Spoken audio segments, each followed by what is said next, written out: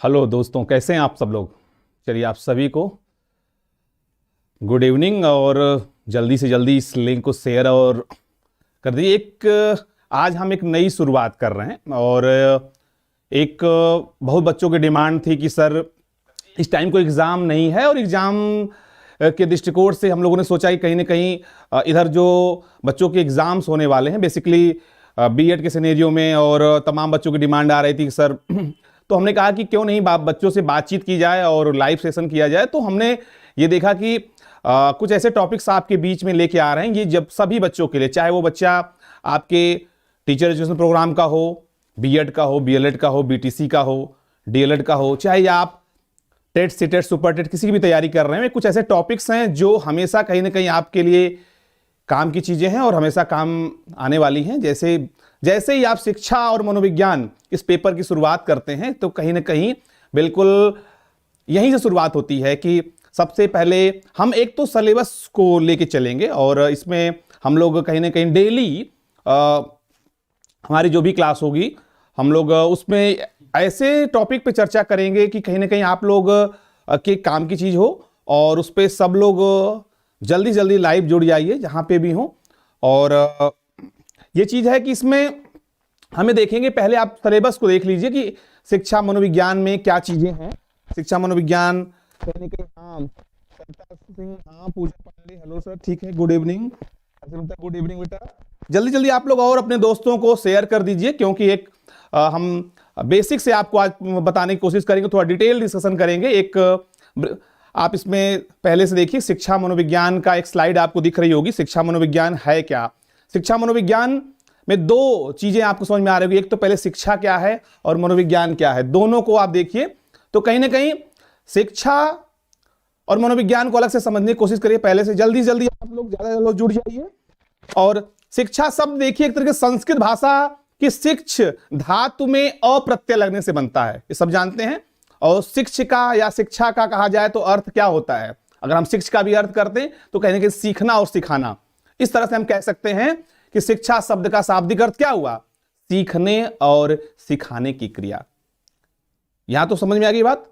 अब शिक्षा शब्द के लिए, क्योंकि इसके लिए अंग्रेजी में एक शब्द आता है एजुकेशन, हम लोग कहते हैं ना कि शिक्षा शब्द के लिए अंग्रेजी में एजुकेशन लिखते हैं।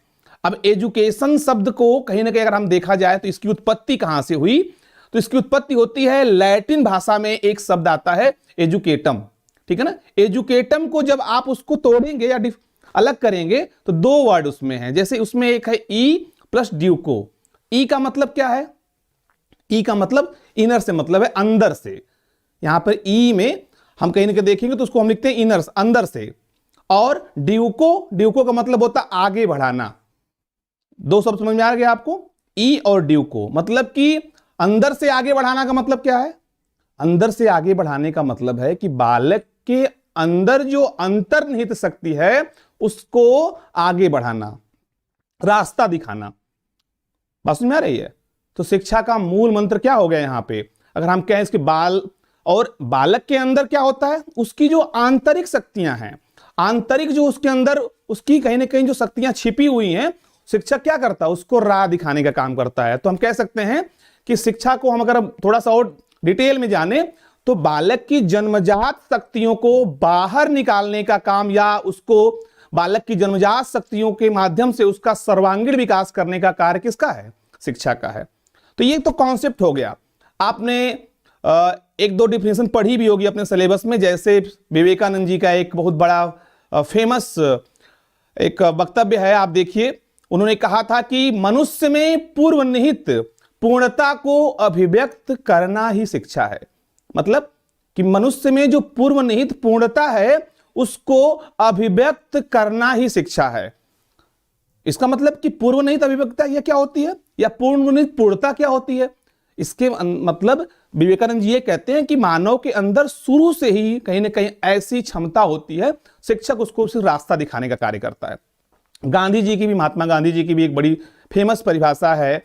उन्होंने कहा था कि शिक्षा से मेरा अभिप्राय बालक तथा मनुष्य के शरीर, मस्तिष्क तथा आत्मा के सर्वांगीण और सर्वोत्तम विकास से है।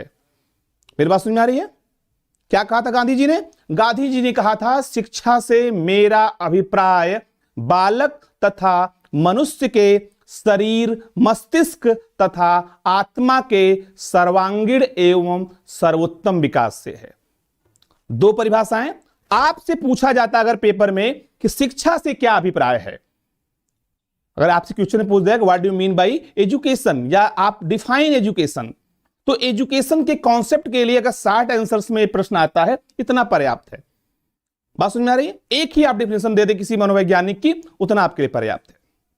ठीक है, आप यहां पे आप देख रहे हैं, आपके पीछे स्लाइड दिख रही होगी, स्लाइड्स में देखा गया शिक्षा आपके पास जो बना हुआ है, देखिए फ्रेमिंग जो किया गया है, शिक्षा का कार्य होता है कहीं ना कहीं आपके modification of behaviour, modification of behaviour.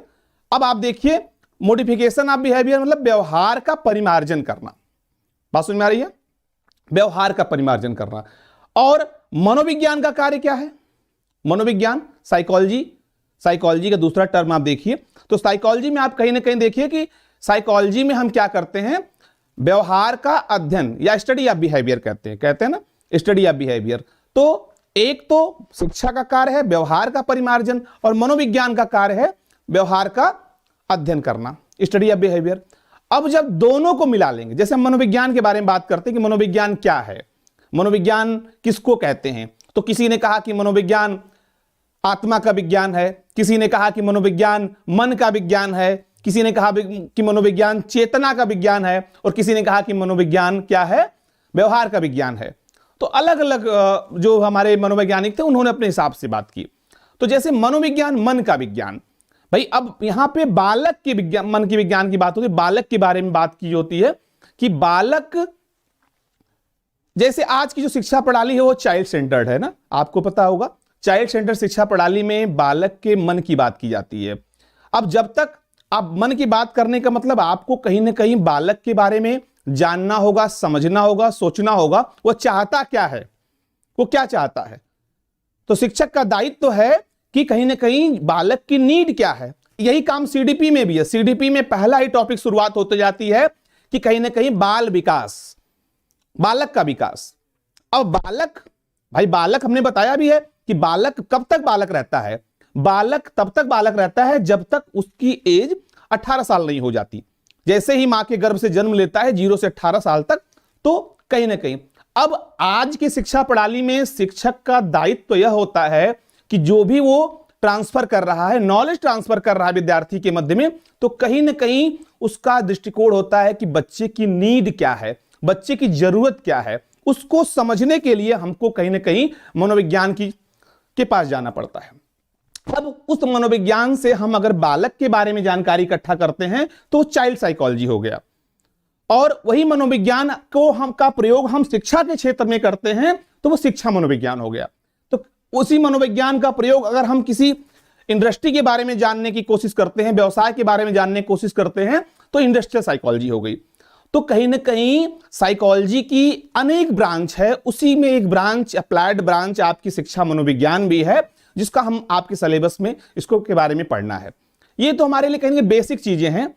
अब अगर हम दोनों को मिला देंगे, दोनों को मिलाने का मतलब हमने शिक्षा और मनोविज्ञान दोनों को मिला दिया, तो अब ये आप कह सकते हैं कि व्यवहार के परिवर्तन के लिए व्यवहार का अध्ययन करना यही शिक्षा मनोविज्ञान है। तो शिक्षा मनोविज्ञान को अगर कहें तो एजुकेशनल साइकोलॉजी इज द, क्या है हो सकता है, कौन बताना, कमेंट बॉक्स में लिखें जल्दी से, क्या कहेंगे। कहीं ना कहीं शिक्षा मनोविज्ञान व्यवहार के परिमार्जन का विज्ञान है, या educational psychology is the science of modified action of behaviour कह सकते हैं उसको। कहीं ना कहीं व्यवहार के परिमार्जन के लिए व्यवहार का अध्ययन करना यही शिक्षा मनोविज्ञान का कार्य। यहां तक समझ में आ गई बात कि शिक्षा क्या है, मनोविज्ञान क्या है, दो चीजों को आपने समझ लिया। ठीक है, अब यहां पे हम इसके आगे चलते हैं, देखते हैं इसके आगे क्या इसका कॉन्सेप्ट है।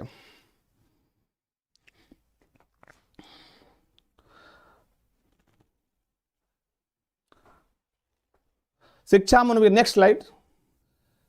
तो इतना आप लोग इसको स्क्रीनशॉट ले सकते हैं, और इसके बाद फिर हम लोग आगे की तरफ बढ़ते हैं।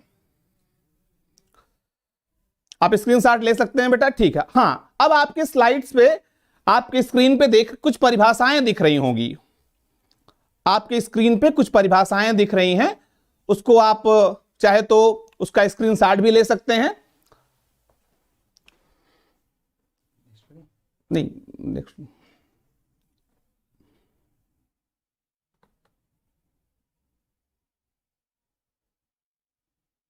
चलिए ठीक है।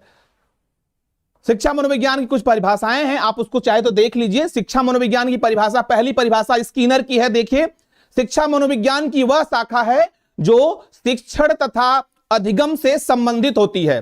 शिक्षा मनोविज्ञान की वह शाखा है जो शिक्षण तथा अधिगम से संबंधित होती है।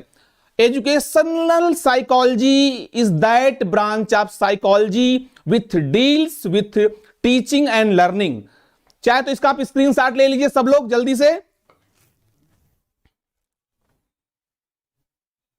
यस बेटा, विवेक, जानवी, पूजा पांडे, नीतू सिंह, गुड इवनिंग बेटा। मोडिफिकेशन ऑफ द बिहेवियर, व्यवहार का परिमार्जन। जल्दी से आप लोग जो परिभाषाएं उसका स्क्रीनशॉट ले लीजिए, बहुत इंपॉर्टेंट परिभाषाएं हैं। चलिए, दूसरी परिभाषा है क्रो एंड क्रो की, कि मनोविज्ञान व्यक्ति के जन्म से लेकर उसके वृद्धावस्था तक के अनुभवों का वर्णन तथा व्याख्या करता है। क्रो एंड क्रो, जिन लोगों ने नोट्स नहीं बनाया है वो तो इसकी स्क्रीनशॉट ले सकते हैं। Educational psychology describe and explain the learning experiences of an individual from birth through old age. ठीक है ना। चलिए स्क्रीनशॉट लेकर आगे बढ़ते हैं।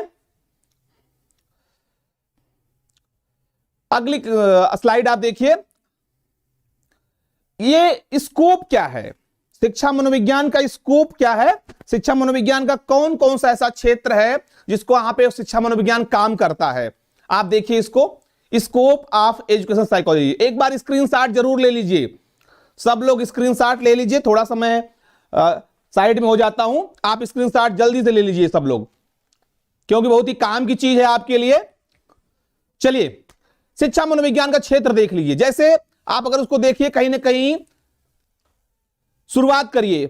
अधिगम प्रक्रिया, एक्सेप्शनल चाइल्ड, पर्सनालिटी, व्यक्तिगत भिन्नता, विकास, वंशानुक्रम, मापन तथा मूल्यांकन, निर्देशन तथा समुपदेशन, इसको निर्देशन तथा समुपदेशन को गाइडेंस एंड काउंसलिंग कहते हैं, और मानसिक स्वास्थ्य और शिक्षण विधियां।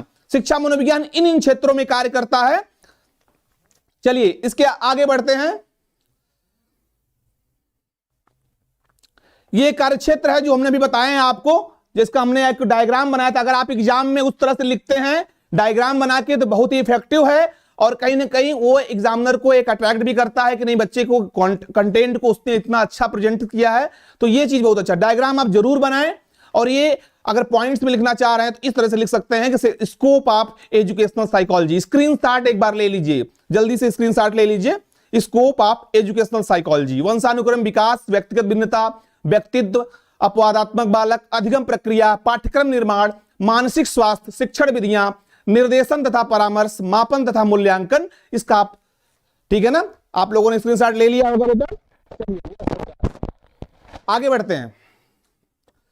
अब इंपॉर्टेंस क्या है, शिक्षा मनोविज्ञान का इंपॉर्टेंस क्या है, इस स्लाइड्स के भी स्क्रीनशॉट ले लीजिए, फिर हम थोड़ा सा डिटेल में इसको आप बता देंगे आपको शिक्षा मनोविज्ञान का इंपॉर्टेंस क्या है। भाई शिक्षा मनोविज्ञान का उपयोग हम कहां पे करते हैं, आप सिर्फ अगर इस पॉइंट्स को नोट कर देंगे तो आपका क्वेश्चन परफेक्ट हो जाएगा। तो कहीं ना कहीं इंपॉर्टेंस ऑफ एजुकेशनल साइकोलॉजी, जैसे टू अंडरस्टैंड डेवलपमेंटल कैरेक्टरिस्टिक्स, विकासात्मक विशेषताओं को समझने में, अधिगम की प्रकृति को समझने में, व्यक्तिगत भिन्नता को समझने में, प्रभावशाली शिक्षण विधियों को समझने में, बालकों की समस्याओं को समझने में, पाठ्यक्रम निर्माण में सहायता करने में, और मेंटल हेल्थ या मानसिक स्वास्थ्य का ज्ञान व संरक्षण प्रदान करने में, और अधिगम जो परिणाम है, जो मेजरमेंट ऑफ लर्निंग आउटकम्स हैं उसको मेजर करने में, और जो हमारे एक्सेप्शनल चाइल्ड है उनकी एजुकेशन में कहीं ना कहीं इसका उपयोग होता है। तो इसकी स्क्रीनशॉट आप इसका जरूर ले लीजिए, फिर हम आगे बढ़ते हैं इसके।